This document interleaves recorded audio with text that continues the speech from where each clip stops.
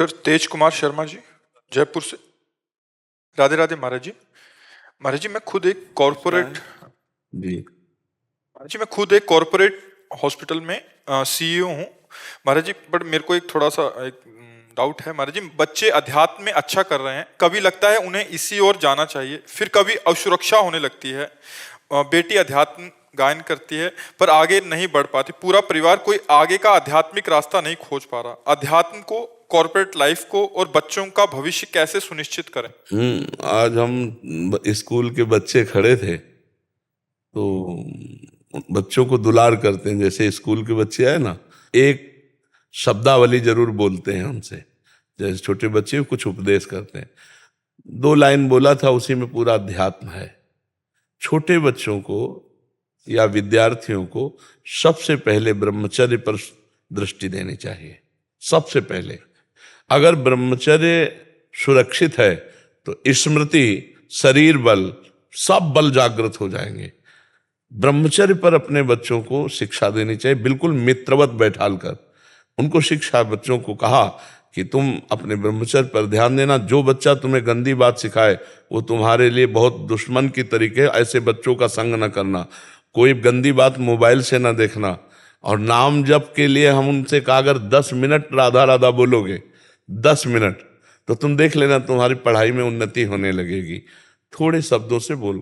तो अध्यात्म को समझने के लिए पहले नींव डालो बच्चों में। कोई, हमने उनसे कहा बड़े होकर कोई नशा मत करना, छोटे छोटे बच्चे, कोई नशा मत करना, ये गंदी बातें जो गर्लफ्रेंड बॉयफ्रेंड ये सब नहीं, ये नहीं। ये व्यभिचार प्रवृत्ति जो छोटे बच्चों में आ गई, ये बहुत हानिकारक है। तो अध्यात्म के लिए नाम जप अत्यंत अनिवार्य है। तो जैसे उनका पढ़ना भी अध्यात्म में अनिवार्य है। जो आधुनिक पढ़ाई है, ये अगर हम काखा गाघा ना पढ़े होते तो हम शास्त्र की बातें न सुना सकते थे। प्रणाम है उन गुरुदेव के जिन्होंने काखा गाघा सिखाया, जिन्होंने बड़ा की मात्रा, छोटी की मात्रा, ये सब सिखाया ना। आज वही काम आया ना शास्त्रों के। तो आधुनिक पढ़ाई व्यर्थ नहीं है, आधुनिक पढ़ाई जरूरी है। तो बच्चों को जो आधुनिक पढ़ाई है वो उनकी पूजा है। जैसे अर्जुन छात्र धर्म से युक्त है तो भगवान कहते युद्ध तुम्हारी पूजा है। तो बच्चों की पढ़ाई उनकी पूजा है, और उस पूजा को पूर्ण करने के लिए 10-15 मिनट माता पिता को चाहिए कि उन्हें नाम कीर्तन या नाम जप में लगावें। महाराज बहुत अच्छा गाती है और सब कुछ करती है, फिर भटक जाती। नहीं नहीं, भटकने का क्या स्वरूप आप दिया, उसके भटकने का क्या स्वरूप? बिल्कुल छोड़ देती है, बहुत अच्छा भजन करती है, बहुत नहीं, छोड़ना तो नहीं चाहिए, गंदी बातें छोड़ना चाहिए, अच्छी बातें नहीं छोड़ना चाहिए। हम अपना एक समय बांधे। देखो, हम ये नहीं कहते कि बच्चे मनोरंजन करें ही ना, नहीं। कोई अच्छा धार्मिक सीरियल जो आपके साथ बैठ के देखा जा सकता है वो दिखाओ। ऐसे मोबाइल बच्चों को जो बड़े बड़े मिल गए हैं, स्मार्ट मोबाइल, और इधर उधर सर्च करने लगे तो बच्चों की बड़ी दुर्दशा हो रही है। आपको तो शायद नहीं पता हो, हमें तो प्रायः ऐसी घटना हमारे पास आती रहती बच्चों की, कि मतलब बड़ी दुर्दशा। एक मन अन्न जब हमारे उदर में जाएगा, एक मन अन्न 40 किलो, तब एक बार संतान उत्पत्ति करने योग्य वीर्य तैयार होता है। 40 किलो पौष्टिक अन्न पाने पर एक बार संतान उत्पन्न करने की क्षमता वाला सप्तम धातु प्रकट होता है। अब जो रोज 2 बार 3 बार इसको बच्चे छीण कर रहे हैं, उनको तो पता नहीं, तो अपनी जीवनी शक्ति, स्मृति सब नष्ट कर रहे हैं। हमें लगता है बच्चों को पहले ये सिखाना जरूरी है कि वो ब्रह्मचर्य से रहें और विद्या को भगवान की पूजा समझे, जो अपनी पढ़ाई है, और 10-20 मिनट नाम संकीर्तन, नाम जप ये जरूर करें। और माता पिता से मित्रवत व्यवहार करें। जैसे अपने दोस्त को हम हर बात बता देते हैं, ऐसे हम अपने माता पिता, और माता पिता को चाहिए कि बच्चे के ऊपर शासन प्यार वाला करे। अगर तुमसे कोई गलती हो जाए ना तो हम आगे खड़े हो जाएंगे। गलती करना मत, अगर गलती हो जाए तो तुम डरना मत, मुझे जरूर बता देना, मैं तुम्हें बचा लूंगा। ऐसे बच्चों से बात की जाती है। आजकल माता पिता ऐसी उद्दंडता करते हैं जो बच्चों को संभाल नहीं पाते। फिर बच्चे ऐसी समस्या में फंस जाते हैं कि उनको एक ही रास्ता दिखाई देता है, शरीर को तो इसलिए बहुत संभाल के, ये हमारे देश के भविष्य हैं, जो बच्चे बच्चियां हैं ये देश के भविष्य हैं, इनको सुंदर पढ़ाओ, ये पूजा है आपकी, इनको पढ़ाओ। अच्छा, वृक्ष को जैसे हम सेट करते हैं वैसे ही उसका स्वरूप आ जाता है, बांध करके उसको ऐसे ऐसे इनको हमारे दृष्टि में होना चाहिए। तुम्हें मोबाइल चेक करना चाहिए बच्चों के, पर बड़े चतुर हैं, पूरा उसका डेटा ही उड़ा देंगे, ऐसे बच्चे हैं। पर कोशिश करना चाहिए कि उनकी गलतियों को हम समझें, स्कूल जाना चाहिए, मास्टर से मिलना चाहिए और बच्चों से मिलना चाहिए, क्या चरित्र इसकी जांच करना चाहिए, क्योंकि छोटे छोटे बच्चे चरित्रहीन हो रहे हैं। अगर चरित्रहीन हो गए तो फिर आगे क्या उन्नति करेंगे। तो इसलिए हमारी सबसे प्रार्थना है बच्चों से भी कि आप अच्छे चरित्र वाले बने, और माता पिता को प्रार्थना है कि बच्चों से मित्रवत व्यवहार किया जाए। समय का होता है ना, अब बच्चे इतने प्रवीण नहीं कि आपकी डांट को वो प्यार समझें, तो अब वो काट थोड़ी डालेंगे, वो तो उनका एक प्यार है जो एक शासन कर रहा है। लेकिन बच्चे इस बात से भयभीत हो जाते हैं, अगर पापा ये बात जान गए, मम्मी ये बात जान गई, अब वो अंदर ही अंदर घुटता रहता है और उसको कई तरह से टॉर्चर होता है दिमाग का बच्चों के साथ। तो हमें लगता है कि ये बच्चों को उन्नतिशील बनाने के लिए परिवार में कोई उनका शोषण न करे, ये भी बात ध्यान रखनी है। परिवार के जन, रिश्तेदार के जन ये शोषण न कर पाए, क्योंकि हमारे पास कई ऐसी शिकायतें आती हैं कि बच्चियों का परिवार में ही शोषण होता है, मामा भांजे, रिश्ते नाते, और यहाँ तक कि कहने में शर्म लगती पिता के द्वारा भी ऐसा, मतलब हमारे सामने। तो ऐसी रक्षा की जाए, हमारे भारत के भविष्य है। तो इसलिए अपने बच्चों का जीवन पवित्र रखो और नजर रखो, कोई रिश्तेदार नातेदार, ये अबोध बच्चे हैं, इन पर कहीं गलत हरकत न कर। हमें लगता है कि हफ्ते में 1-2 बार तो बच्चों के साथ बैठना चाहिए, एकांत में खवा पिया के हंसी खेल करते हुए आज हम लोग बातें करते हैं। फिर उसको कहीं तुम्हें कोई मित्र ऐसा, कहीं कोई रिश्तेदार नातेदार कोई ऐसा, बिल्कुल खुल के बोलो, हम तुम्हारे दोस्त की तरह। ऐसे बच्चों को प्रेम देना चाहिए। अगर वो फेल हो जाते हैं तो हम मित्रवत व्यवहार उस समय करें, कोई बात नहीं, हम फिर मेहनत करके पैसा लगाएंगे, आप पढ़ने में ध्यान दीजिए। इस बार कमजोर पढ़ाई की, हमें लगता है इसलिए फेल हो गए, आप प्रयास कीजिए। अब जैसे फेल हो गए और ऐसा, अब वो बच्चा छोटा सा, छोटा दिमाग, वो फिर कोई न। महाराज जी ये दो ही मुख्य कारण है महाराज जी। एक तो है जो पढ़ाई आदि में असफल हो गए, फिर घर में ये, और दूसरा बाहर रहते हैं बच्चे तो दोस्ती हो जाता है कहीं, तो फिर वो घबराते हैं क्योंकि घर में ऐसा बताएंगे। तो जैसे आपने बोला मित्रवत व्यवहार रहेगा, और दूसरा उनको जब असफल होने पे भी उत्साह मिलेगा कि नहीं तुम आगे और बढ़ो, तो एक बहुत अच्छा। हाँ, और जैसे 10 मिनट बैठ करके सत्संग सुनाओ, 10 मिनट अगर हम सत्संग सुनाएंगे रोज बच्चों लायक, जैसे ब्रह्मचर्य पर है, मित्रता पर है, कई ऐसे चैप्टर हैं, मन पर है, आपका मन आपको परेशान कर रहा हो तो कैसे बचना चाहिए, आखिरकार मन को शांति के लिए क्या करना चाहिए, आपके अंदर ये बहुत ओवर थिंकिंग बढ़ रही तो हमें क्या करना, इन सब पर चर्चा हो चुकी है। तो ऐसे सर्च करके और बच्चों को सुनाना चाहिए, थोड़ी देर सत्संग सुनाना चाहिए, तब बात बनती। और बच्चों को शिक्षा देनी चाहिए, रोज उठकर पैर छुओ, मम्मी के पैर छुओ, ऐसे कहना चाहिए, बच्चों को लगाना चाहिए। हम लोगों को सिखाया गया था, इस सुबह उठो, पहले हाथ के कराग्रे वस्ते लक्ष्मी कर बदे, पृथ्वी माता के पैर छू, फिर उठकर पिताजी माताजी सब बड़े जनों के पैर छू। ऐसा भगवान भी करते थे। प्रातः काल उठ के रघुनाथा मात पिता गुरु नावयम। कौन सा बच्चा करता है, बिरला ही कोई कर। आप अपने मम्मी पापा के पैर छूते हो? सच्ची बताना रोज। आज का जन्मदिन है प्रभु जी। अच्छा। आज भी पैर नहीं छुए सुबह। तो आप ऐसे ऐसे आपने ऐसे ऐसे कह, झूठ ना मत बोलो। अगर आप कह देते कि मैं नहीं छूता तो मैं प्रसन्न हो जाता, आपने झूठ बोला, ये गलत संस्कार हैं आपके। आप अच्छे बच्चे बनो। बहुत डांट तो लगेगी, डांट से नहीं डरना, लेकिन झूठ से तुम्हारे ऊपर विश्वास खत्म हो जाएगा। नहीं, अब हम आपसे पूछेंगे, आप ऐसा, आप जो बोलेंगे तो मुझे डाउट होगा, पता नहीं झूठ बोल रहा हो। झूठ नहीं बोलना चाहिए जी। आज तक गलती हुई, आज से मैं रोज अपने मम्मी पापा के पैर छूंगा, ऐसा बोलो। रोज अपने मम्मी पापा के पैर छूंगा। हाँ, बहुत सुंदर, इससे बहुत अच्छे आशीर्वाद मिलते हैं मम्मी पापा के।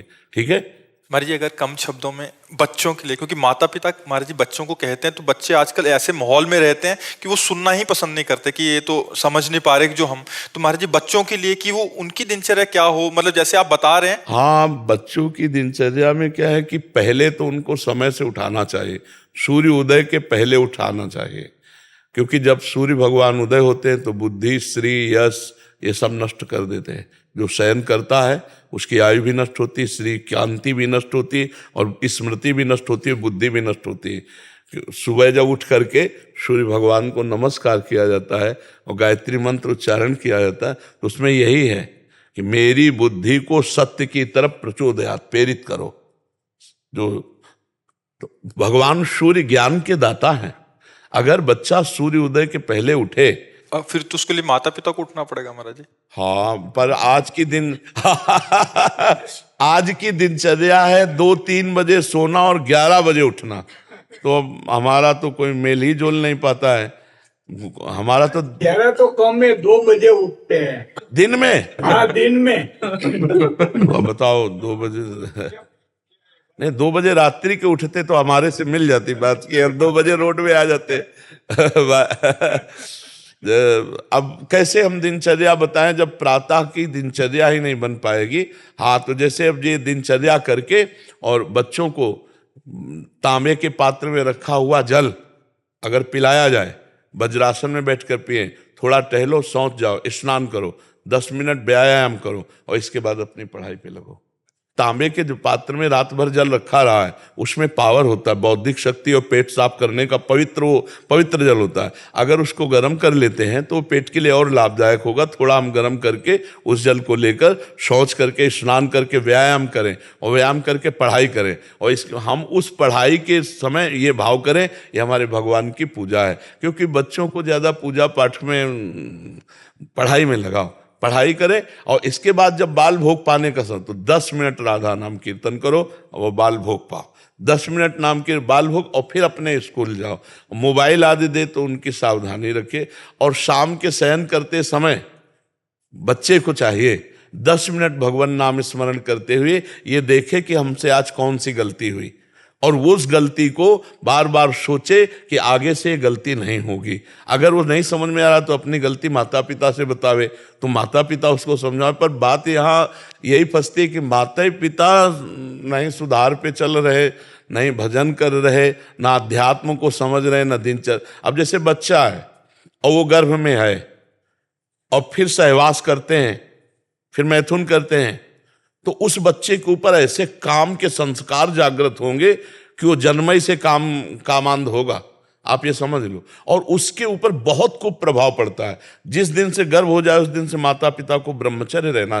कौन माता पिता ब्रह्मचारी रहने, मतलब गर्भ की जो संस्कार प्रवृत्तियां हैं वो देने के लिए पहला लक्षण होता है। जब उस दिन माता को पता चल गया अब गर्भ हो गया तो अब सहवास बंद, जब तक बालक का प्रादुर्भाव नहीं होगा, और फिर शव तो उस तब तक ब्रह्मचर्य। अब इतनी क्षमता माता पिता में रह नहीं गई। माता पिता भागवतिक चिंतन करें, भागवतिक पवित्र भोजन बनाएं, भगवान को भोग लगाए, बच्चों को पवाएं, तो उनसे उनकी बुद्धि शुद्ध हो। अब ये सब होता होगा किन्हीं किन्हीं घरों में, लेकिन सब घरों में तो ऐसा नहीं होता होगा। पर ये जो प्रथा चली 11 बजे 12 बजे 1 बजे तक सोने की दिन की, ये बिल्कुल बुद्धि को भ्रष्ट कर देगी। सूर्य भगवान के उदय होते जो आदर नहीं करता भगवान सूर्य का, तो कम से कम उठ जाए, इतना आदर कर ले कि सैया छोड़ दे। मान लो ना अर्घ दे ना संध्या करे, उसकी बुद्धि नहीं काम कर रही, पर इतना तो कर दे। अब बताओ जब आप कहते हो कि 2-2 बजे दिन तक लोग सोते हैं। हाँ, एक यहाँ भगत जी आए थे, उन्होंने कहा 11 बजे के पहले तो मिल ही नहीं सकते, क्योंकि 11 बजे तो हम सो के उठते हैं, और यहाँ 11 बजे हमारी सारी दिनचर्या समाप्त हो जाती है 12 बजे रात्र से। और सबसे बड़ी बच्चों के लिए दिनचर्या ये है कि वो कभी भी गंदे बच्चों का संग ना करें, मोबाइल से गंदी बातें ना देखें, गंदी कोई क्रिया ना करें, तो लड़कते पड़कते वो भगवान की तरफ, अध्यात्म की तरफ चल सकते हैं। लेकिन गंदे आचरण करेंगे फिर। विमल कौशिक जी, दिल्ली। राधे राधे महाराज जी।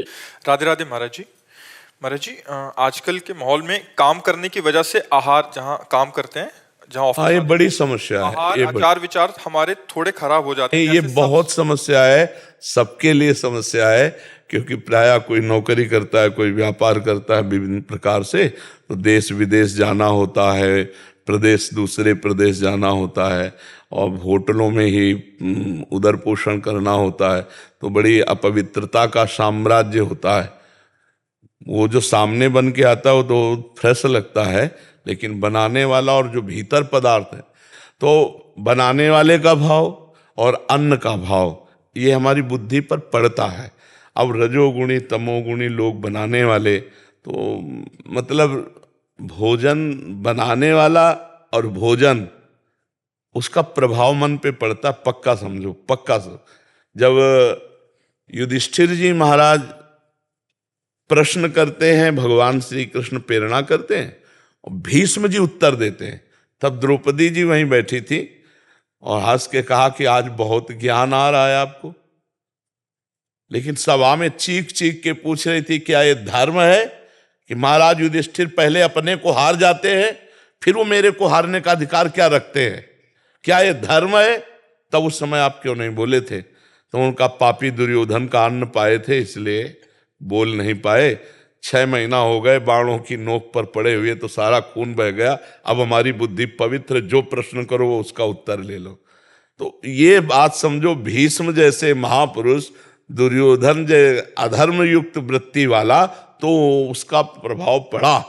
तो हमें भोजन पर तो बड़ी समस्या है, कि बहुत समस्या है, बहुत ही समस्या है, क्योंकि व्यापार नौकरी पेशा वाले अब कई कई दिन बाहर रहते हैं, उनको होटलों का ही खाना होता है, पर अब कैसे जिए यही समस्या है, कहा नहीं जा सकता। मर्जी इनका एक और आ गया है कि ये तो है ही है मर्जी बड़ी प्रॉब्लम, क्योंकि अभी जैसे ऑफिस में रहते हैं तो सारे जन रहते हैं, तो वहाँ खाना पीना उनका अशुद्ध रहता है। उसी के बीच में मैं खाता तो नहीं हूँ, बट बैठना पड़ता है, बट अभी साथ काम करना है तो इसलिए उन्हीं के साथ खाना पड़ता है।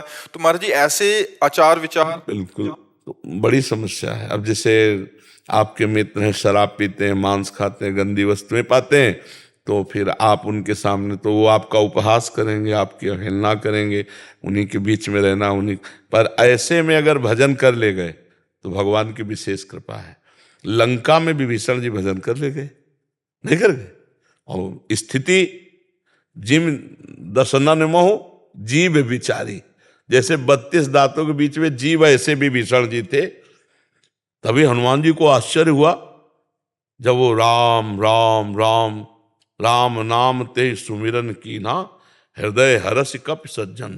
पहले तो ये शंका हुई, लंका निश्चर निकर निवासा, यहाँ कहाँ सज्जन कर वासा? ऐसा साधु कौन है भाई कि यहाँ लंका में राम राम जप रहा है? तो विभीषण जी लंका में भक्ति कर लिए, तो हम भारत में तो कर ही सकते हैं क्यों?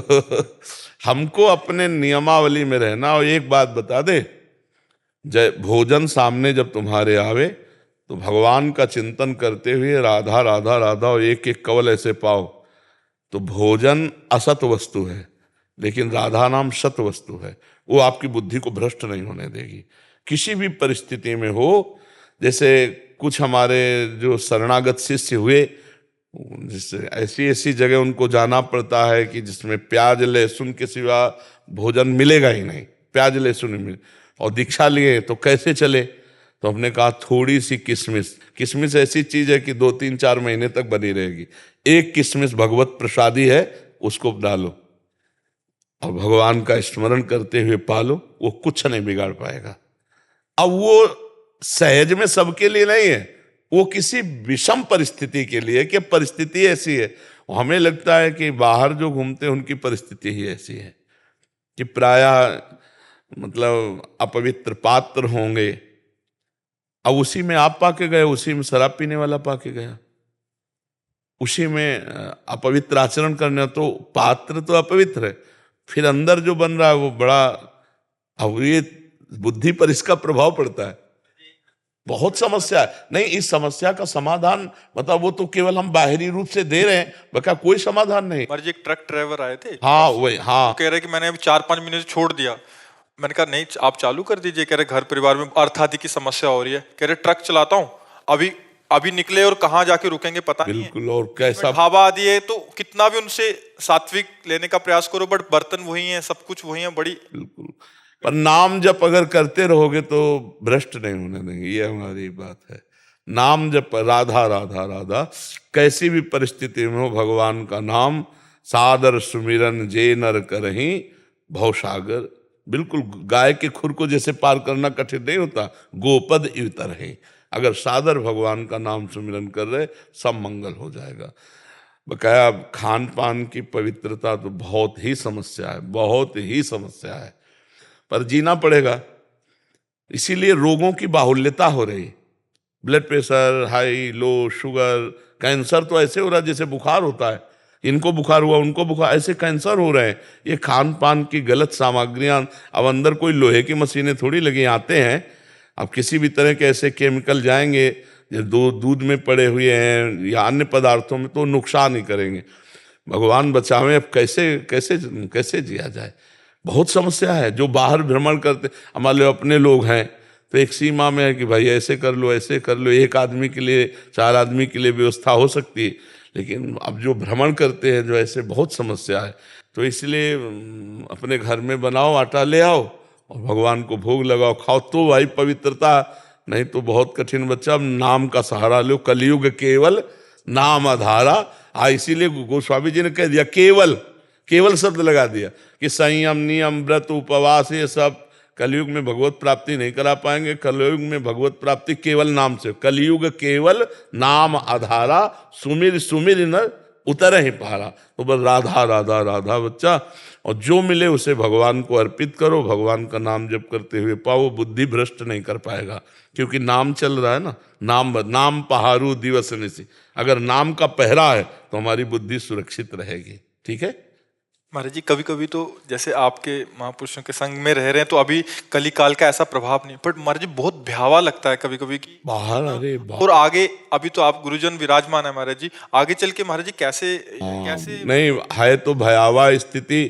क्योंकि देखो, दूसरों का हित चाहने वाले बहुत कम दिखाई देता है वो, कि हम परोपकार की भावना से, लेकिन उसमें नाम और रुपया और पैसा, तो इससे जगत कल्याण फिर नहीं होता है।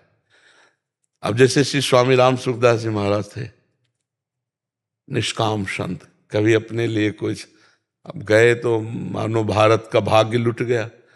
ऐसे संत जो देश मंगल के लिए, जगत मंगल के लिए बहुत कम, मतलब बहुत कम, वो बहुत विचित्र है, मतलब बहुत विचित्र सम। अब ये है कि कलिकाल बढ़ेगा इसी से, जब परमार्थिक संत अंतर ध्यान हो जाएंगे। अभी तो अंगुलियों में गिन सकते हैं, ये तो नहीं कह सकते कि बहुत है, अंगुलियों में गिन सकते हैं। निष्काम संत, जिनका उद्देश्य है भगवान की आज्ञा से भगवान का जस गाना, भगवान के लिए गाना, भगवत स्वरूप जगत का मंगल। सर्वे भवन्तु सुखिना सर्वे संत निरामया, ये बिरले ही हृदय से। बाहर तो, लेकिन अंदर की लालसा क्या है, उसी से जगत मंगल होता है। तो सुबह से लेकर के 11-12 बजे तक भजनानंदी संत भजन करते थे। सुबह 3 बजे 2 बजे बैठ गए और उस भजन का जगत मंगल के लिए प्रयोग करते थे। अब हर समय कान में मोबाइल है, अंतर्मुख कब होने गए? सोचो, वो कुन करता रहता है, थोड़ी देर में अंतर्मुख कब होंगे? 8 घंटे 10 घंटे लगातार मंत्राकार वृत्ति, तब कहीं भगवदानंद की स्फूर्ति होती थी। अब ऐसे ऐसे प्रपंच फैल रहे हैं कि केवल एक तरह से समझ लो नाटक जैसा हो रहा है।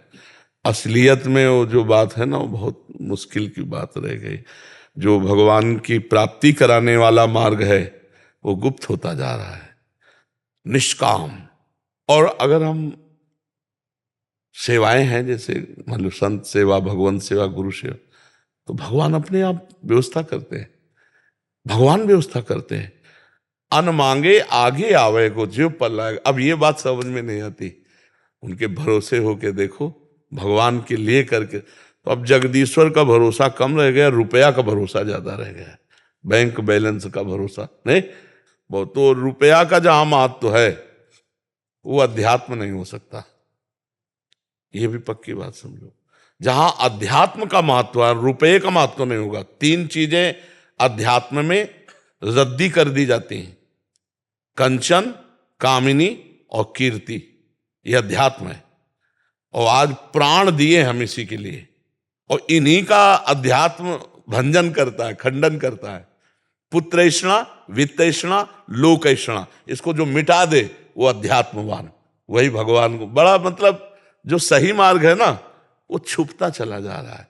शास्त्रों की व्याख्या हम अपने अनुकूल करने लगे हैं, धर्म के अनुकूल नहीं, अपने अनुकूल करने लगे। बड़ा मतलब, तो इसलिए बहुत भगवान की कृपा है, अभी अवसर है, निकल चलो, भगवान का नाम जप करो, अपने कर्तव्य को पूजा समझो, कोई नशा मत करो, पराई माँ बहन बेटियों की तरफ काम दृष्टि न रखो, साधु हो, घर में रहते हुए साधु हो। तुम्हें कहीं और भागने की जरूरत नहीं हो, चाहे जहां भाग के जाओ, माया सब जगह है। कोई ऐसी जगह बताओ जहां माया ना हो, और कोई ऐसी जगह बताओ जहां भगवान ना हो।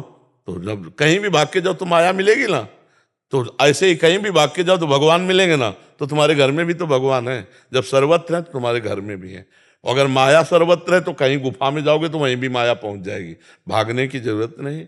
नाम जप करो, कोई गंदा नशा न करो, कोई गंदा आचरण न करो, बढ़िया जीवन है। और भगवान की प्राप्ति सहज में होती है, ध्यान रखना, सहज हो जाओ, भगवान के हम हैं। बिगड़ी जन्म अनेक की वही सुधरे आज, होई राम को। पहली बात भगवान के हो जाओ, फिर नाम जप, तुलसी तज कुसुमात, गंदे आचरणों का त्याग करके भगवान का नाम जप करती है, सबको भगवत प्राप्ति हो सकती है। पर नाम जपना बहुत कठिन है, गंदे आचरणों का त्याग करना बहुत कठिन है। और हम श्री भगवान के, श्री भगवान हमारे, ऐसा हर समय ठसक रहना ये बहुत कठिन है। अगर यही धारण कर ले तो मंगल हो जाए। आदित्य जी उत्तराखंड से। राधे राधे। राधे राधे महाराज जी, आपके चरणों में कोटि कोटि प्रणाम। महाराज जी, हम जैसे ही थोड़ा नाम जप संग्रह करते हैं, वो संसारिक कर्म करते हुए विषय विकारों के छिद्र से खर्च हो जाता है। महाराज जी, हम नाम तो खर्च नहीं होता, किसका है? नाम नहीं खर्च होता, नाम अविनाशी है। वो ऐसा नहीं कि तुम्हारे किसी पाप कर्म से नष्ट हो जाएगा। पाप कर्म अलग डिपार्टमेंट है, और ये भगवान का त्रिगुणातीत अविनाशी सच्चिदानंद नाम अलग है। उसका आपको दंड मिलेगा जो पाप करोगे, लेकिन ये नाम आपकी उन्नति करेगा, आपको भागवती घसीटेगा भगवान की तरफ, आपकी बुद्धि में चलन पैदा करेगा कि आप गलत कर रहे हैं। अगर और नाम बढ़ा दें तो पाप और पाप की प्रवृत्ति दोनों का नाश करके वो सच्चिदानंद सुख, नाम कभी नष्ट नहीं होता। जैसे भगवान अविनाशी है ना, ऐसे भगवान का नाम अविनाशी है। मानो आप 10 माला नाम जप करते हैं, फिर आपकी मनोवृत्ति गंदे आचरण में जाती है, आप उसे नहीं रोक पा रहे हैं, तो उसका दंड मिलेगा आपको, लेकिन इसका पुरस्कार मिलेगा। और ये नाम अविनाशी आज नहीं, आज अभी से लेकर अनंत काल तक आपको सुख देता रहेगा। नाम में बहुत सामर्थ्य है। अब ये कि जैसे गेहूं आज वो तो आज ये नहीं काट लोगे, उसके लिए 6 महीना फसल तैयार करनी होती है। ऐसे वर्तमान का जपा हुआ नाम वर्तमान में ही काम कर रहा है। जैसे व्यक्ति भूखा हुआ बहुत दिन का हो और एक एक कवल भोजन पावे तो तृप्ति, पुष्टि, क्षुधा निवृत्ति हो रही है, पर उसे पता नहीं चलेगा। उसे पता चलेगा जब कम से कम आधा पेट हो जाए। ऐसे ही हमारा भजन जब कम से कम 12 घंटा होने लगे, तब हमारी समझ में आएगा कि भजन का आनंद क्या है। एक कवल भी अपना काम कर रहा है, ऐसे एक एक नाम जो जप कर रहे हैं तो संसार से निवृत्ति, परमात्मा के स्वरूप का ज्ञान और प्रेम, ये तीनों बराबर बढ़ते हैं। लेकिन पता तब चलेगा जब आधा पेट कम से कम भोजन हो जाए। ऐसे कम से कम आधा समय हमारा भजन में जाने लगे, 12 घंटा उठते बैठते चलते फिरते भगवान का, तब उसको समझ में आएगा। नाम अविनाशी, इसका कभी नाश नहीं होता। इसको खूब जपो और कोशिश करो कि हमारे द्वारा कोई पाप कर्म ना हो। अगर भूल चूक से हो जाते हैं तो भगवान से प्रार्थना करो कि आगे बार हमको सामर्थ्य दो कि मैं अगली बार ना कर पाऊँ। भगवान ऐसी कृपा करेंगे। हम लोग बहुत फिसड्डी स्वभाव के हैं, जरा में फिसल जाते हैं, तो हमें थोड़ा ज्ञान हो भगवान के भजन से कि हमारा मार्ग क्या है, सुख क्या है, किसमें सुख है, तो हम सही मार्ग का चयन कर पाएं। पर बड़े बड़े ज्ञानियों को भी फिसला देती है, ऐसी भगवान की माया है।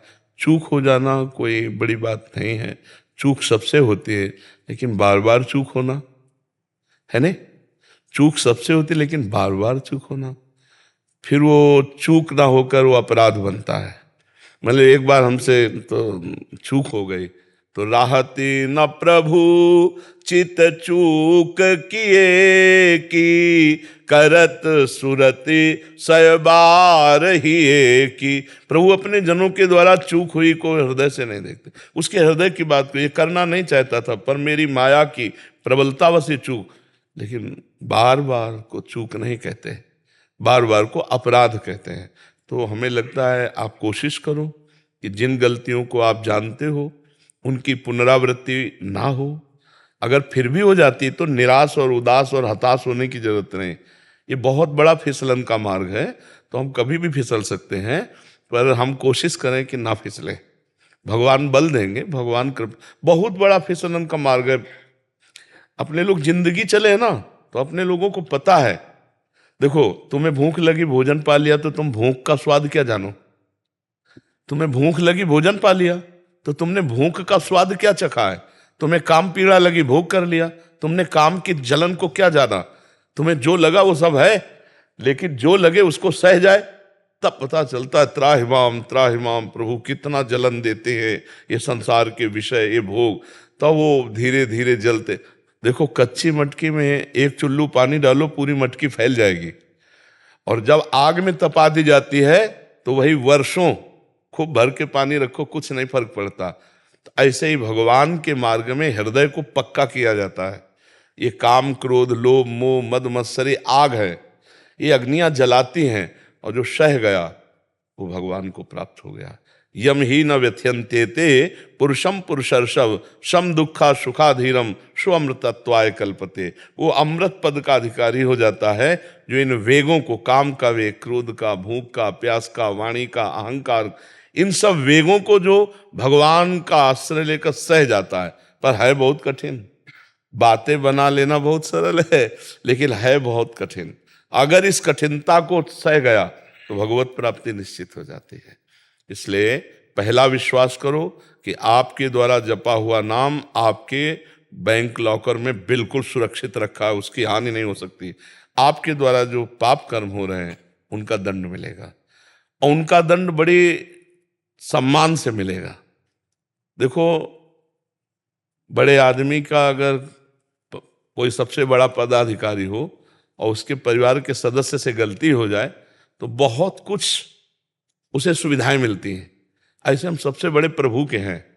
अब अगर हमें गलती भी होगी ना तो हमें बड़ी सुविधाएं मिलेंगी। जैसे काशी में एक प्रिया प्रीतम के उपासक रहते थे, वृंदावन के प्रिया प्रीतम। वो कभी विश्वनाथ जी के दर्शन करने नहीं जाते थे। प्रिया प्रीतम के 8 पैर सेवा में लगे रहते थे, तो कहीं जाने की जरूरत भी नहीं। तो विश्वनाथ जी के एक बड़े ज्योतिषाचार्य जो प्रथम पार्षद थे, उनको बड़ी जलन हुई। उनका बड़ा नाम यश था प्रिया प्रीतम की जो उपासना, कि ये इतने बड़े भक्त होकर के वैष्णवा नाम यथा शंभु, भगवान शंकर के दर्शन विश्वनाथ जी की नगरी में रह के करने नहीं आते। तो उन्होंने विचार में लिखा था कल म्लेच्छ सेना आएगी और उनका सर्व विनाश कर देगी। तो उन्होंने कहा हाँ, ये फल तो होना ही चाहिए जो विश्वनाथ जी से विमुख है। और वो 12 बजे म्लेच्छ सेना आएगी, तो 12:30 बजे पहुंचे कि देखें अब तो सब विध्वंस हो गया होगा। तो जो वैष्णव थे वो स्नान कर रहे थे, वहां कुछ विध्वंस नहीं हुआ। तो उनका मेरी ज्योतिष भगवान शिव के द्वारा दी हुई है, ये कभी व्यर्थ हो नहीं सकती। तो जब वो नहा के आए स्नान करके, तो उनका वैष्णव से कहा कि महाराज आपका तो इस समय हमारी ज्योतिष कह रही म्लेच्छ सेना आना चाहिए और वो विध्वंस करना चाहिए। तो उनका आई थी और विध्वंस कर गई। तो बोले क्या विध्वंस, यहाँ तो सब ऐसा है। बोले नहीं, जब भोग लगा रहे थे ठाकुर जी का तो हम ऐसे हुए, तो हमारे ध्यान में तंद्रा सा आ गई, और तंद्रा में देखा म्लेच्छ सेना आई और सब विध्वंस कर गई। तभी तो नहा के आए कि चलो ऐसे ही सही, पर म्लेच्छ छू गया तो इसलिए ना, प्रगट में कुछ नहीं हुआ। इतना बुरा प्रारब्ध उनके तंद्रा में स्वप्न जैसा बन के निकल गया। ये बुरे से बुरा प्रारब्ध भी भक्त का ऐसे निकल जाता है जो नाम जापक है। बहुत बुरा प्रारब्ध, जैसे बहुत बुरा प्रारब्ध है इस शरीर का, लेकिन भगवान हमारी दिनचर्या चला रहे हैं। 12 बजे रात्रि से दिनचर्या, प्रारब्ध है, पर कितना सुंदर भगवान कटवा रहे हैं। नहीं यही अस्पताल में पड़े काट सकते हैं। भगवान हमारे से कथा चर्चा प्रश्न उत्तर भजन साधन जो हमारी दिनचर्या है वो करा रहे हैं। अब ये बुरा प्रारब्ध किसी जन्म का भयंकर पाप आकर के टूट पड़ा और भगवान के भजन ने संभाल लिया। भगवान की शरण में है तो देखो आपके सामने बैठे हैं, प्रश्न उत्तर कर रहे हैं, भगवत चर्चा कर रहे हैं, आरती सेवा पूजा पाठ सब चल रहा है। अगर हम भगवान की शरण में ना होते तो दुर्गति हो जाती। तो देखो ये हम इसलिए उदाहरण दे रहे हैं कि भजन अपना प्रभाव दिखा के रहता है। अगर भजन भगवान का जीवन में ना किए होते तो बहुत दुर्गति होती है। लेकिन इसके सोचने का समय नहीं, हर समय एक नया आनंद, एक नया उत्साह, एक नई प्रफुल्लता भगवान देते रहते। ये भगवान की शरण की बात। और ये शरीर तो जाएगा ही जाएगा, आज नहीं तो कल जाएगा, पर जहाँ जाना है वहाँ पास हो गया है, अब कोई चिंता नहीं है। भजन कभी निष्फल नहीं होता, भजन कभी नष्ट नहीं होता, और भजन करने वाले के जीवन में कभी धोखा नहीं होता। संसार धोखा दे सकता है, भगवान का नाम नहीं। इस भजन सारथी सुजाना, भगवान का नाम वो सारथी है कि आपको ऐसे मार्ग में ले जाएगा जहां परमानंद परम सुख मिले, इस लोक में भी और परलोक में भी। पक्का मानो। भगवान की कृपा का हम तुम्हें कैसे बताएं। ये सब रूपों में भगवान है, सब रूपों में भगवान हमें प्यार दे रहे हैं। जपते रहो, परिणाम में देख लेना। वो मंगल होगा कि जैसे तुम हम कह रहे ना ऐसे तुम कहोगे। अगर हमको अनुभव ना होता, हमको ये सब, ये तो बाहरी बातें तुम्हें बता रहे हैं, अंदर की बात तो बता ही नहीं सकते। वाणी की सामर्थ्य नहीं है कि जो जीवन का लक्ष्य है वो भगवत प्राप्ति है, और भजन के द्वारा ही सारे सुखों का तुम संग्रह कर सकते हो। अगर भजन नहीं है और सब सुख तुम्हारे पास है तो तुम खुश नहीं रह सकते। देख लेना, तुम शीतल नहीं रह सकते, तुम्हारा हृदय ठंडा नहीं हो सकता। हर्षित होगे, शोकित होगे, कामनाओं की भीड़ लगी रहेगी। आप सब देख लो ना, हृदय क्या ऐसा कहता है, अब कछुनाथ न चाहिए मोरे। ये तभी होता है जब भजन होता है। जब भजन डट के हुआ, जहां भगवदानंद मिला तो वह हृदय से निकलने लगता है, कुछ नहीं चाहिए, कुछ नहीं चाहिए प्रभु। और जिसके हृदय में कोई चाह नहीं होती वो बादशाह का बादशाह है। चाह मिटी चिंता मिटी मनुआ बेपरवाह, जिनको कछु न चाहिए वो शाहन के साथ। इसलिए खूब नाम जप करो, पाप कर्म से जितना बन सके बचाओ, अपने को गंदा होने से बचाओ। कपड़ा धोए और फिर गंदा करें, फिर धोए फिर गंदा करें, तो इससे तो हमारा समय बर्बाद हो रहा है। जब हमको साफ करना ही है तो गंदा क्यों करें। हम थोड़ा गंदगी से बचे, गंदे आचरणों से बचे, जिससे हमारे हृदय में नाम का प्रकाश हो। शेरी जी हैदराबाद से। राधे राधे महाराज जी। महाराज जी, पूर्व जन्म के अच्छे कर्म और भगवत कृपा में क्या अंतर है? कैसे समझें कि कौन से पूर्व जन्म के अच्छे कर्म है और कौन से भगवत? हाँ, 2 प्रकार के कर्म होते हैं, एक शुभ और अशुभ। शुभ को पुण्य कहते हैं, जिसका परिणाम सांसारिक सुख होता है, सांसारिक उन्नति होती है, सांसारिक लाभ होता है। जो अशुभ कर्म होता है वो विपत्ति, रोग, दंड, बाधा, चिंता, शोक इनके रूप में आता है। लेकिन जो कृपा होती है वो संत समागम, भगवान के नाम जप में रुचि, भगवान के लीला धामों में आसक्ति, भगवान की लीला चरित्र सुनने का सौभाग्य, ये कृपा से होता है। अब मोहि भाव भरोस हनुमंता, बिनु हरि कृपा मिले नहीं संता। संतों का मिलन भगवान की कृपा। अब धाम आए तो प्रथम यथामति प्रणमो श्री वृंदावन अति रम्य, श्री राधिका कृपा बिनु सबके मन न गम्य। महारानी जी की, प्रिया जी की कृपा के बिना कोई मन से भी नहीं सोच सकता कैसा होगा वृंदावन। अगर वृंदावन आए हो तो मेरी लाडली जी ने अपार कृपा की है। जिनको वृंदा विपिन है, कृपा तिन्हीं की है। कृपा शब्द आता है। अब नाम जब तो हरिवंश कृपा, हरिवंश कहें, हरिवंश कहें, हरिवंश लहें। प्रभु की कृपा से ही प्रभु का नाम जप किया जा सकता है, और जो प्रभु का नाम जप करता है वो प्रभु की कृपा से प्रभु को प्राप्त करता है। तो कृपा में और शुभ कर्मों में अंतर ये है कि शुभ कर्म आपको बहुत से बहुत सांसारिक लौकिक सुख, लौकिक अनुकूलता, लौकिक स्वस्थता, लौकिक संपत्ति दिला सकते हैं, लेकिन मन की शांति नहीं। और भगवान की कृपा से साधु समागम, नाम में रुचि, धाम में प्रीति, भगवत लीला कथा श्रवण में रुचि, इससे परम शांति की प्राप्ति होती है, परम आनंद की प्राप्ति होती है। बात समझ में आया? कृपा और शुभ कर्मों में जमीन आसमान का अंतर है। किसी के इतने बड़े पुण्य नहीं है कि हम जो है मनुष्य शरीर प्राप्त करते। ये कबहू का करि करुणा नर देही और देत ईस बिनु हेतु सनेही। हमें तो कृपा ही कृपा नजर आ रही। हमारे तो पुण्य तो क्या, हमारे तो पाप प्रकट हैं, पुण्य क्या कर पाते। ये तो कृपा ही है कि जो हमें मनुष्य शरीर दिया, हमें भजन मार्ग का परिचय दिया, भजन में लगाया, धाम आदि का वास दर्शन आदि, ये सब कृपा है। सब पर कृपा बरस रही है। बस उस कृपा की अवहेलना करके जो भगवत विमुख आचरण किए जाते हैं, इसलिए कृपा का अनुभव नहीं हो रहा। नहीं, भगवान कह रहे सब पर मोर बराबर दया, बराबर दया भगवान की, सबके ऊपर बराबर कृपा है। अब हम भगवान की कृपा का आस्वादन करें। जैसे हम ऐसे करें तो कुछ नहीं पी सकते, ऐसे करें तो पान कर, तो भगवान की कृपा बरस रही, हम उसका पान करें, नाम जप करें, पापाचरण न करें, भगवान की कथा सुने, माता पिता की आराधना करें, परिवार में सुख भावना लाएं, सब में भगवत भाव करके सब कुछ। अभी कृपा, अभी आपका हृदय कहने लगेगा हमारे ऊपर बहुत कृपा है, अभी कहने लगेगा हमारे ऊपर बहुत कृपा है भगवान की। हर परिस्थिति में कृपा ही कृपा अनुभव होती भक्त को, कभी अकृपा का दर्शन नहीं होता। हमारे भगवान ऐसे कृपालु हैं, जन अवगुण प्रभु मान न काऊ, दीन बंधु अति मृदुल स्वभाव। तो कृपा तो अलौकिक होती है और ये जो पुण्य होते हैं वो लौकिक होते हैं। वो लौकिक लोग पर लोग के सुख दे सकते हैं, वो भगवान की प्राप्ति नहीं करा सकते हैं। हाँ, एक पुण्य है साधु सेवा। अगर संतों की सेवा बन गई तो ये पुण्य जो है भगवान की प्राप्ति करा देगा। अगर सुकृत कहा जाए तो यही, कदा वा खेलंतो ब्रजनगर वीथीश हृदयम हरंतो श्री राधा राधा ब्रजपति कुमारो सुकृतिना। सुकृति माने पुण्यवान। ऐसे किसी पुण्यवान को गलबहिया दिए हुए प्रिया प्रीतम वृंदावन में चित्त का अपहरण कर लेते। कौन? जो रसिक चरण सेवी है। क्योंकि रेमन रसिकन संग बिन रंच न उपजय प्रेम।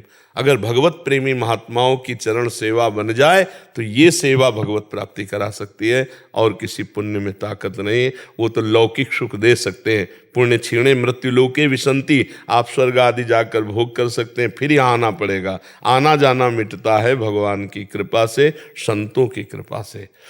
भगवान की कृपा से संत मिलते हैं और संत की कृपा से भगवंत मिलते हैं, पक्का समझो। भगवान के अगर प्रेमी जनों का संग न हो तो भगवान की प्राप्ति हो ही नहीं सकती। विभीषण जी की शुद्ध शरणागति हनुमान जी के मिलने के बाद हुई नहीं, तुरंत लंका से निकल पड़े भगवान के भरोसे। नहीं तो भजन तो बहुत दिनों से कर रहे थे, पर जब हनुमान जी का दर्शन हुआ तब विश्वास हुआ कि भगवान की मेरे ऊपर बहुत अनुग्रह कृपा दृष्टि है, और छोड़ करके भगवान की शरण में आ। संत मिलन मतलब भगवंत मिलन का पहला सोपान शुरू हो गया। अगर संत मिले तो मतलब भगवान के मिलने की अब हमारी पहली सीढ़ी तैयार हो चुकी। अब इसी से अध्यात्म की भूमिका बढ़ने लगती है। यदि हम उनकी आज्ञा पे चलें, उनकी बात माने, उन पर विश्वास करें, उनकी बात पर विश्वास करें, तो भगवत प्राप्ति। तभी भगवान श्री राम जी नहीं कह रहे, प्रथम भगति संतन करि संगा, दूसरी रति मम कथा प्रसंग। पहली सीढ़ी, पहली भक्ति। भगवान अगर संत समागम कर दे, इससे बड़ी हमारे ऊपर कृपा नहीं हो सकती। सुत दारा धन लक्ष्मी पापियों के घर हो, संत समागम हरि कथा तुलसी दुर्लभ, उमा संत समागम सम न लाभ कछु आन। तात स्वर्ग अपवर्ग सुख, धरी तुलाए कंग, तूलन ताय सकल मिली, जो सुख लव सत्संग। क्षण मात्र के भगवत प्रेमी महात्मा के संग से जीवन के जन्म संचित कर्म भस्म हो जाएं। अगर उनकी हम बात मान ले और चल पड़े, बात मान ले, बात ना माने तो फिर अगम्य हो। महासंगस्त दुर्लभ हो पर अगम्य हो, बात मान ले तो अमोघस्य, निश्चित भगवत प्राप्त। अभिजीत विशेन जी लखनऊ से। राधे राधे महाराज जी। राधे राधे महाराज जी। महाराज जी, क्या संतों के आशीर्वाद से व्यक्ति का भाग्य बदल सकता है या भाग्य परिवर्तन के लिए स्वयं के कर्म ही प्रमुख भूमिका निभाते हैं? हाँ, ये बात समझना है कि संतों के आशीर्वाद से हमारे कर्म सुधरते हैं। हमारे जो कर्म हैं, कुकर्म की तरफ जा रहे थे, अब वो सुकर्म होने लगते हैं और फिर गुणातीत होने लगते हैं। जो अहंकार रहित कर्म होता है वो गुणातीत स्थिति को प्रदान करता है। जो अहंकार युक्त होता है वो गुण के अंतर्गत कर्म। पहले हमारे कुकर्म सुधरेंगे, सुकर्म होंगे, फिर सुकर्म का कर्ता भाव भी जाएगा। ये संत आशीर्वाद है। ऐसा हम नहीं मान सकते कि वो तेज निकला जैसे पोस्टर में नहीं बनाए होते हम। हाँ, ये बातें हमें थोड़ा कम समझ में आती है। जब फूंक मार दिया नहीं नहीं, ये तो हमारी समझ की परे की बात। या फिर प्रश्न किया नहीं, हाँ, ये हमारे समझ की परे की बात है। वो जब भगवान समझा देंगे तो आपको बता देंगे। अभी हमें इतना ही समझ में आया है कि संत संग से हमारी जो कुमति है वो सुमति में बदलती है। हमारे अंदर विवेक जागृत होता है, सत असत का निर्णय होता है, असत का त्याग करके सत में स्थिति होती है। बिनु सत्संग विवेक न होई, राम कृपा बिनु सुलभ न सोई। संत संग का फल क्या है? ये विवेक होना। विवेक होना नहीं, अब ऐसे वैसे वाली बात तो हमें समझ में नहीं है। हाँ, इतना हम जरूर देखा कि सिद्ध महात्मा जन, जैसे आप प्रियजन हो उनके, और कोई बुरा प्रारब्ध आपको परास्त करने वाला हो, आप सेवा में हो, तो आप जान नहीं पाए, वो अपने ऊपर प्रारब्ध ले लिए, खुद भोग लिए। ऐसे नहीं, ऐसे आज तक अब हो तो रहा है, बहुत ऐसा नहीं हो रहा, लेकिन हमने ऐसा शास्त्रों में नहीं पाया। कहा मुनीस हिमवंत सुनु, जो कछु लिखा लीलार, देव दनुज मुनि नाग नर, को न मेटनी हार। आप जरा इस दोहा पर ध्यान दीजिए। सुनहु भरत भावी प्रबल, बिलखि कहो मुनिनाथ, हानि लाभ जीवन मरण जस अपजस विधि हाथ, को न काहू के सुख दुख कर दाता, निज कृत कर्म भोग सुनु भ्राता। अवश्य में भोक्तव्यम कृतम कर्म शुभासो। हमारा भजन, हमारी साधना हमारे लिए नहीं है, वो सब आपके लिए है, जगत के लिए। सर्वे भवन्ति सुखना सर्वे संत निरामया। हमारा तो हो गया, हम तो फ्री में नौकरी कर रहे हैं आपके लिए। सच्ची मानिए, हमारे जीवन का उद्देश्य अब हमारा नहीं है, हमारे जीवन का उद्देश्य आप है। संत साहित्य पर हाँ, हमारे जीवन का उद्देश्य आप है। अब यह है कि इसमें जितनी बातें आप पकड़ोगे और चलोगे, जैसे आप कह रहे हैं अब मुझे मीठा लगने लगा परमार्थ, अब मुझे अच्छा लगने लगा, मैंने गंदे भोजन त्याग दिए, गंदा पेय त्याग दिया, ये है कृपा। इसे ये सभी मुझे तो नहीं समझ में आया, जादू टोना जंतर मंतर ऐसे। मन संभलेगा, राम राम में लगाओ, हरि हरि में लगाओ, कृष्ण कृष्ण में लगाओ। हम तुम्हारे मन की सब बात बता दें तो क्या हो जाएगा? तुम सच्चिदानंद में डूब जाओगे क्या? तुम परमात्मा स्वरूप में स्थित हो जाओगे क्या? होगा तब जब मन को निरंतर प्रभु में लगाओगे। सच्ची बात मान लो, उठते बैठते चलते फिरते राधा राधा राधा राधा, फिर देखो आनंद की बौछार अंदर से आने लगेगी। अभी थोड़ा कम है, बड़े बड़े संत महात्मा विराजमान है, आगे चलकर केवल केवल ही पाखंड का बोलबाला रहेगा। कलयुग तभी बढ़ेगा ना। अभी तो मान लो विज्ञ संत जन है जो परमार्थ को जानते हैं, नहीं तो पूरा का पूरा नाटक, कोरा नाटक। सत्य मार्ग को समझना, सत्य मार्ग में चलना थोड़ा कठिन है, लेकिन सत्य से ही आनंद मिलेगा। आप इतनी बात समझ लीजिए। बार बार प्रार्थना करते, कोई भी इतना बड़ा, जब एक तांत्रिक था वो संतों को परेशान करता, तो करपात्री जी गए, धर्म सम्राट करपात्री, नारायण नारायण नारायण, शुरू करो अपना तंत्र मंत्र। अब वो थोड़ी देर कुछ नहीं, तो उनका आप धर्म सम्राट करपात्री जी हो क्या? उसने देखा तो था नहीं, तो उनका तुमको इससे मतलब नहीं, तुम चैलेंज करते हो बहुत बड़े तांत्रिक, तुम्हें जो आता हो कहो। और हम 3 बार नारायण नारायण कहेंगे, और अगर संकल्प कर लिया तो तू समझ, तो चरणों में गिर गया। और हमारा मन प्रभु में अगर लगाए तो वो भोग हमको कष्ट नहीं देगा। यही उपाय है। सा वही मना कृष्ण पदारविंद। अगर मन सुख दुख का भोगता मन है और मन परमात्मा में लगा है तो आनंद है ना। शरीर स्वस्थ है, मन भोगों में लगा है तो जल रहा है, वो जल रहा है। जब भगवान को यहां आकर के चैन से रहने को नहीं मिला तो तुम्हें कहां से मिल जाएगा? हमें बता दे। है? सुबह राज्याभिषेक हो रहा है, सामयिक 14 वर्ष का वनवास हो रहा है, पैदा हो रहे हैं, कंस कारागार में ले जाए जा रहे हैं, गोकुल में वहां पूतना जा रही है, तृणावर्त जा रहा है, सकटासुर जा, भाग के वृंदावन आए, वत्सासुर, बकासुर, अघासुर, कहीं चैन से रहने, भगवान को चैन से रहने नहीं दिया संसार, तुम एक से चैन से रहने देगा। इसलिए अगर चैन वास्तविक, तो मन को जब हम आह्लादित कर पावे तो हमें चैन मिल जाए। मन आह्लादित होता प्रभु के चिंतन से। तब लग कुशल न जीव को, सपने हो मन विश्राम, जब लग भजत न राम को, शोक धाम तज का।